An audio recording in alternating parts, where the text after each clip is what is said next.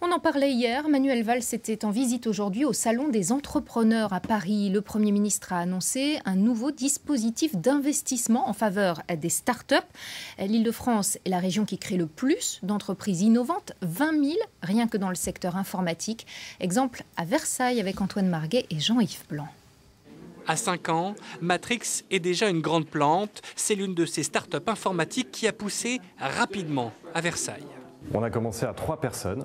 Et on est maintenant 18 personnes, donc une progression vraiment très importante, surtout ces 2 dernières années. On est composé de différentes nationalités. C'est important pour pouvoir avoir une vision, aller à l'export très rapidement en Europe, dans le Maghreb et aux États-Unis. Matrix permet aux entreprises de rendre compatibles des logiciels qui à l'origine étaient très différents. Un service informatique essentiel aux PME qui est né dans 7 pépinières d'entreprises.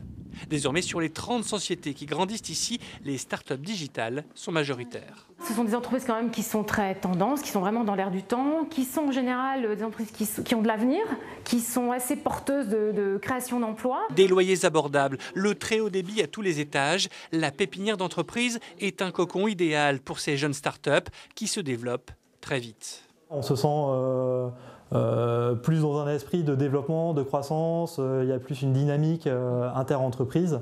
Quand on est dans des bureaux un peu isolés, on va croiser moins souvent des entrepreneurs comme nous. L'autre avantage pour ces jeunes pousses, c'est la localisation.